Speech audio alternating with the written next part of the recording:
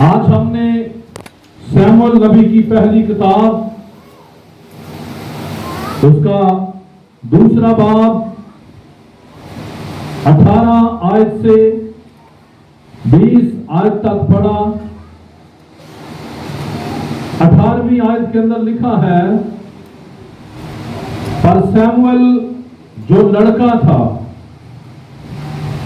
कतान का अपूद पहने हुए खुदावन के हजूर खिदमत करता था। आमीन। 18वीं आयत के अंदर लिखा है,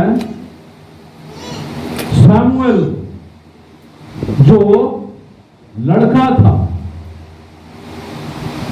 सैमुअल जो लड़का था कतान का अपूद पहने हुए खुदावन के हजूर खिदमत करता था। हालेलुया।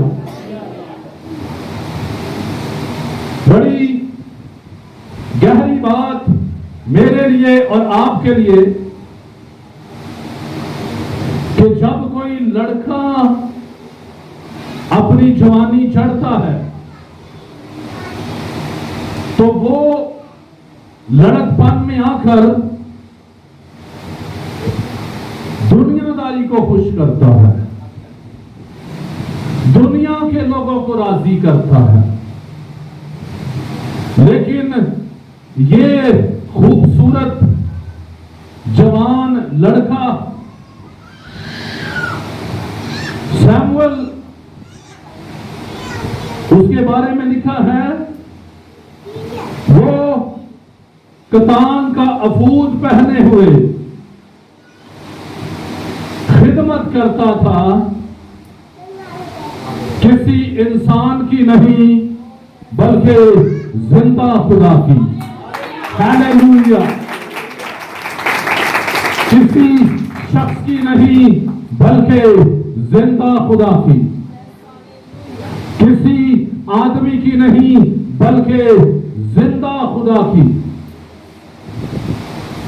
तो लिखा कतान का अपूद पहने, और ये कतान का अपूद जो था ये उसका खास लिबास था जो उसे पहनाया गया था ताकि दुनिया जान ले कि सैमुअल खुदा का बंदा है, खुदा का चुना हुआ है, खुदा की हैकल के लिए मखसूस किया गया है। हालेलुया। और फिर लिखा लड़का था, तो ये लड़का इस एज के अंदर, ये लड़का इस उम्र के अंदर, ये नौजवान इस जिंदगी और उम्र के हिस्सा के अंदर क्यों खुदावन के हुजूर में मौजूद था। 19 आयत, और उसकी मां, हालेलुया, और उसकी मां उसके लिए, यानी सैमुअल के लिए एक छोटा सा जुब्बा, हालेलुया, एक छोटा सा जुब्बा बनाकर साल बसाल लाती। आमीन। तो ये लड़का सैमुअल खुदा के घर में कतान का अपूद पहने खुदा की खिदमत तक क्यों पहुंचा? क्योंकि उसकी तरक्की के पीछे, उसकी बरकत के पीछे, उसकी ब्लेसिंग्स के पीछे एक शख्सियत का हाथ था और वो उसकी मां हन्ना थी। सबके हालेलुया। वाह। उसकी मां हन्ना थी। उसकी मां का किरदार था। और याद रखें, मैं आपको बताना चाहता हूं, बच्चे के बिगड़ने में भी मां का हाथ होता है, और बच्चे के परवान चढ़ने में भी मां का हाथ होता है। ये मां कौन है? ये एक लाइब्रेरी है। हालेलुया। ये मां कौन है? ये एक बरकत की यूनिवर्सिटी है। जब बच्चा इसके हाथों में आएगा तो वो जीरो से हीरो बन जाएगा। हालेलुया। वो जीरो से हीरो बन जाएगा। वो जाहिल से अक्लमंद बन जाएगा। वो बेबरकत से बाबरकत बन जाएगा। वो कमजोर से जोरावर बन जाएगा। हालेलुया। जोर से बोले हालेलुया। और यहूदी माओं के बारे में ये लिखा है, तालमूद की किताब ये कहती है, हिस्ट्री ये कहती है कि जब बेबी पैदा होने वाला होता था या होता है, तो यहूदी माएं अपने पेट पर हाथ रखकर शरीयत की बातें बोलती हैं, शरीयत का कलाम बोलती थी। और जब बेबी पैदा हो जाता था तो बेबी को फीड करवाते हुए वो तौरात की किताबों को बोलती थी, शरीयत को बोलती थी। हालेलुया। तो आइए, मां का लफ्ज ये बहुत खास लफ्ज है। इसे सिर्फ किताबों तक ना रहने दे, इसे सिर्फ दिनों तक ना रहने दे, क्योंकि बाइबल का खुदा हर रोज की बरकत का खुदा है। और बहुत अच्छी बात है, कुछ लोगों को साल के बाद मां की याद आती है, लेकिन हम जिस बाइबल को मानते हैं वो बाइबल कहती है हर रोज अपनी मां की खिदमत करो।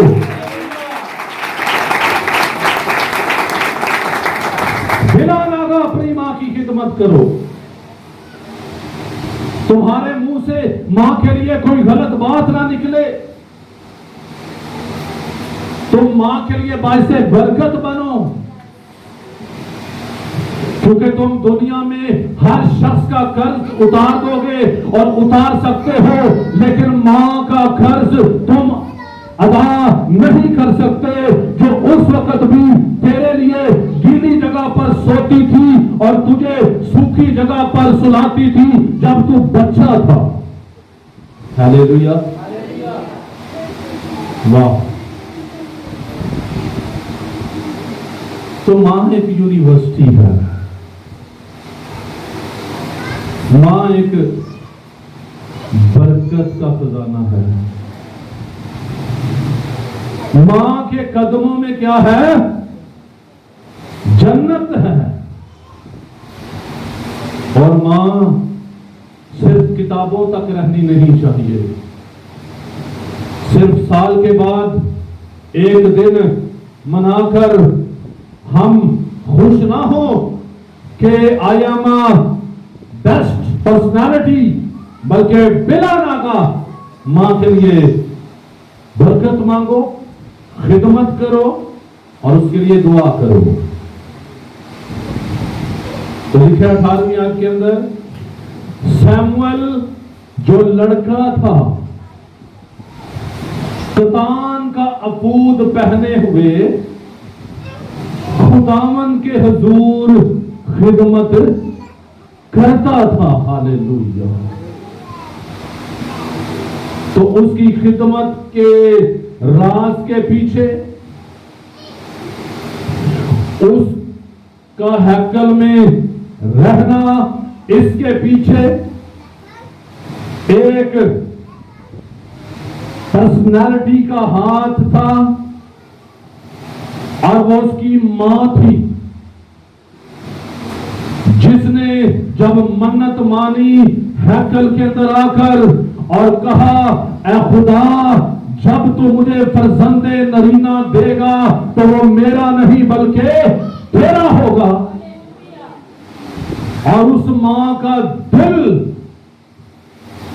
कितना खूबसूरत था, जिसने अपने जिगर का टुकड़ा, अपने बदन का हिस्सा बीज के तौर पर उठाया और कुर्बानी के तौर पर जिंदा खुदा बाप की हैकल के अंदर दे दिया। इसलिए उसकी मां ये जानती थी कि मैंने हैकल के अंदर बीज बोया है। हालेलुया। मैंने हैकल के अंदर क्या बोया है? और याद रखो, जब बीज बोया जाता है तो बीज ऐसे ही नहीं उगता, बीज उगाने के लिए पानी दिया जाता है। तो गोया साल के बाद सैमुअल की मां एक छोटा सा जुब्बा बनाकर, हालेलुया, अपने हाथों से बनाकर, अपने हाथों से बुनकर, अपने हाथों से जुब्बा तैयार करके साल ब साल लाती थी अपने बेटे के लिए, ताकि वो जुब्बा जो है वो बीज बनकर सैमुअल की जिंदगी के अंदर फल को लेकर आए, फ्रूट को लेकर आए, बरकत को लेकर आए, सलामती को लेकर आए, हजूरी को लेकर आए, कुदरत को लेकर आए। उसकी मां ने अपने बेटे, अपने फरजंद के लिए हिम्मत नहीं हारी और वो हर साल हैकल के अंदर पहुंचती थी और सैमुअल को ये याद दिलाती थी कि ये जुब्बा तेरी खिदमत है। हालेलुया। ये जुब्बा, ये तेरी खिदमत है। तू खुदा का ममसू है, तू खुदा का चुना हुआ है, तू खुदा का बुलाया हुआ है, तुझे खुदा ने चुन लिया है। आज मेरी आपसे दरखास्त है कि आप जितनी माएं यहां पर मौजूद हैं, अगर आप अपने बच्चों को हर रोज बाइबल दिखाएंगे, बाइबल बताएंगे, बाइबल देंगे, तो यकीनन आपके बच्चे भी खुदावंद यीशु मसीह की हजूरी में कमजोर नहीं रहेंगे, बल्कि वो जोरावर होंगे। हालेलुया। मस्ता वाले बच्चे होंगे। हजूरी उन बच्चों के सर पर होगी। खुदा का जलाल उन बच्चों की जिंदगियों पर होगा। तो सैमुअल की मां जुब्बा बनाकर लाती थी, ये उसकी खिदमत थी, ये उसकी मिनिस्ट्री थी, ये उसका बीज था। और मां का बोया हुआ बीज, हालेलुया, छोटा बीज नहीं है। मां का बीज सारे बीजों से बढ़कर, दुनिया के बीजों से बढ़कर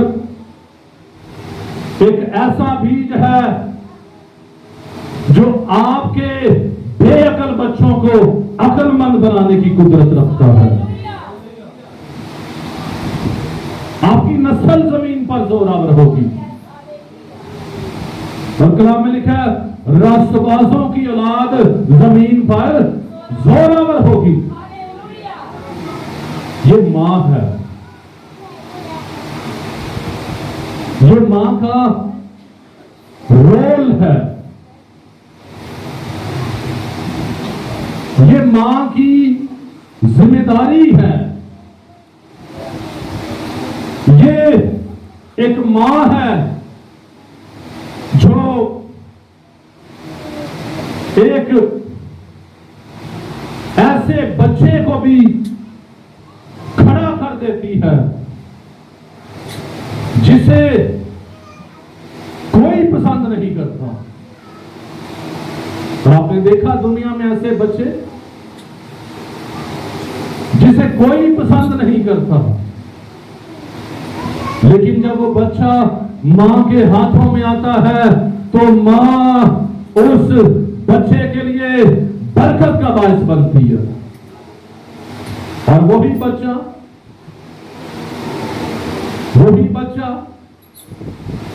जब दुनिया में निकलकर सामने आता है तो दुनिया उस बच्चे को सलूट फेरती है। तो इसके पीछे किसका किरदार है? मां का किरदार है, मां का किरदार है।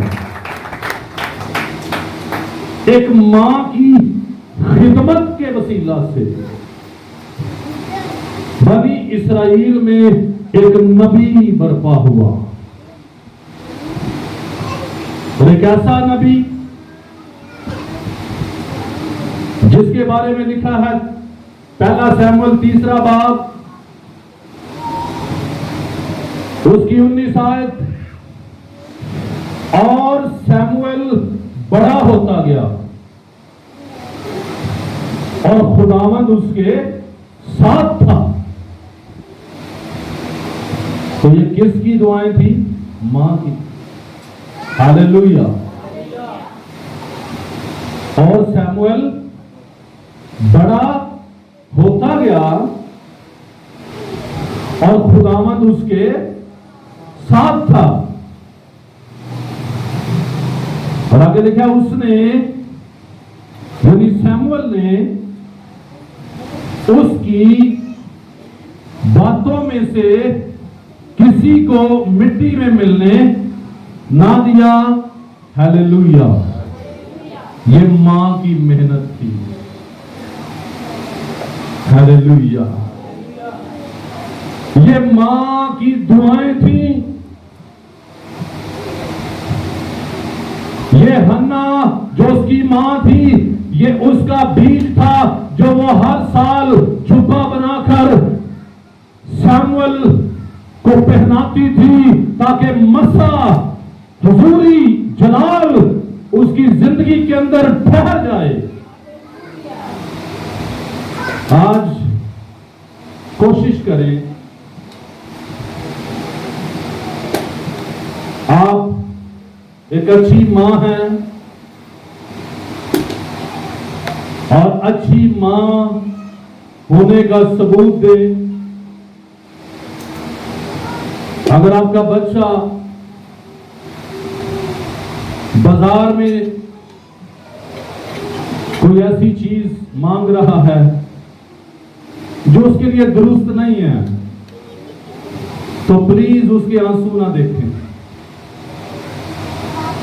मैंने बहुत सी माओं को देखा है,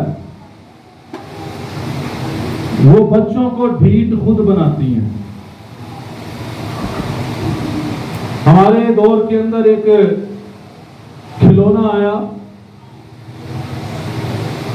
है, वो मोबाइल ही था, आपको याद हो, प्लास्टिक का, और उसके बटन बच्चे दबाते थे और उसके अंदर से आवाज आती थी, मैं नाम नहीं दूंगा, और बच्चे उस आवाज को सुनते थे और वह एक गाना था इंडिया का, और जब भी बच्चे बाजार जाते थे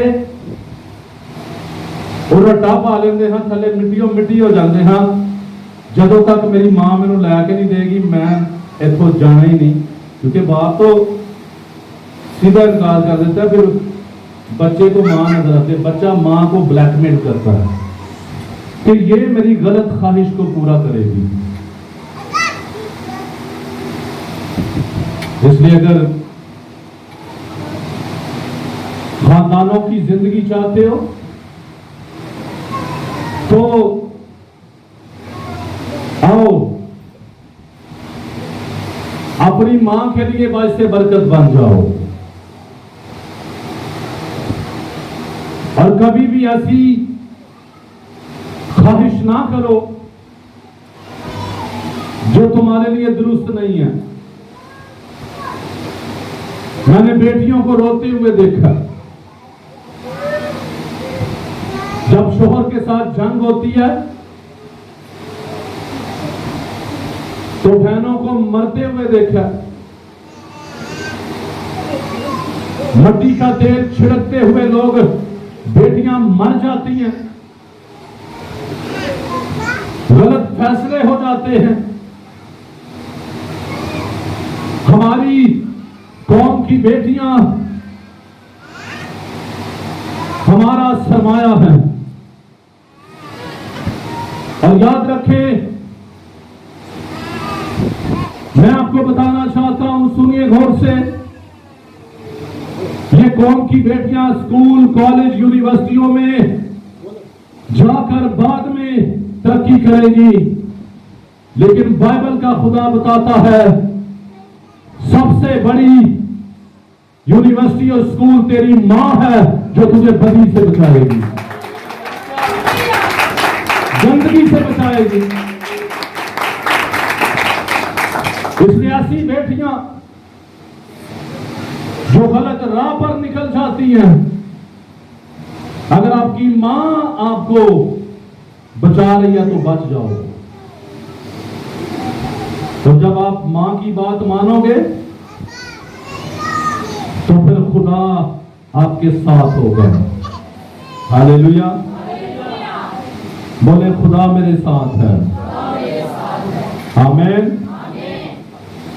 लेकिन खुदा किसके साथ है?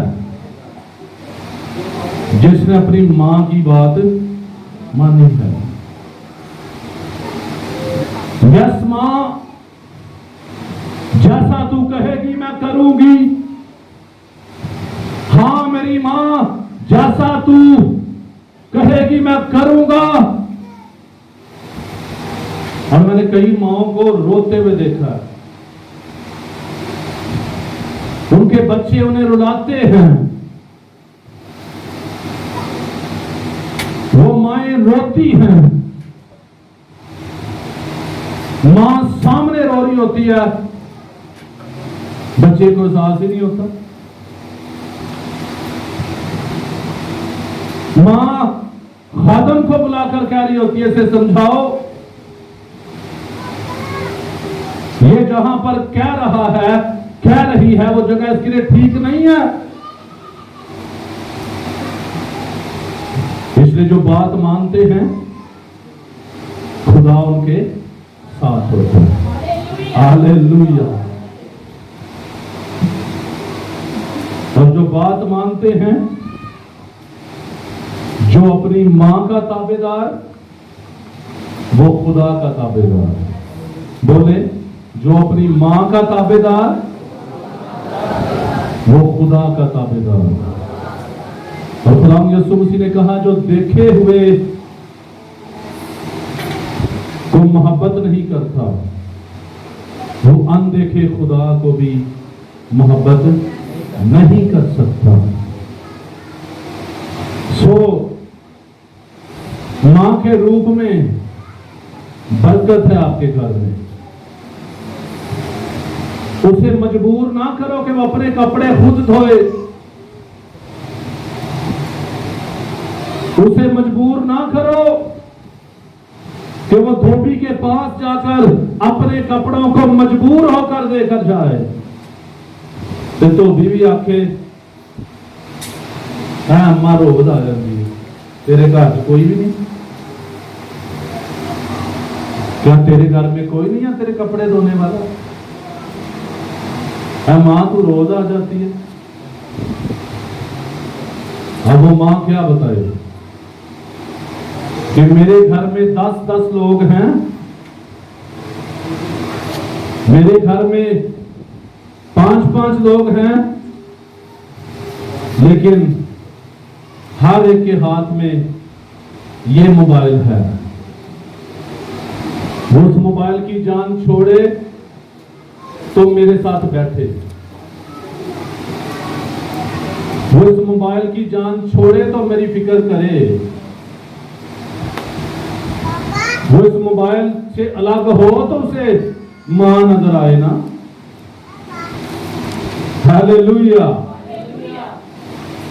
इसलिए मां को मजबूर ना करें कि वो तुम्हारे घर से निकलकर ओल्ड होम में चली जाए।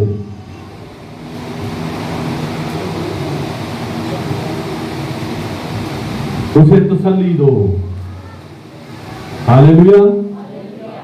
और उससे कहो, ऐ मां, मैं कल भी तेरे साथ था, मैं आज भी तेरे साथ हूं और हमेशा मेरी मां मैं तेरे साथ रहूंगी, मैं तेरे साथ रहूंगा, मैं तेरा साथ निभाऊंगा, मैं तेरी फिक्र करूंगी, मैं तेरा फिक्र करूंगा। हालेलुया। रबा वाला शाका मंतोरिया इंदारा वाला राजिका वाशांदा रबा वाला से। मां को मजबूर ना करें कि वो बूढ़े हाथों से अपने लिए रोटियां खुद बनाए और हाथ जला ले।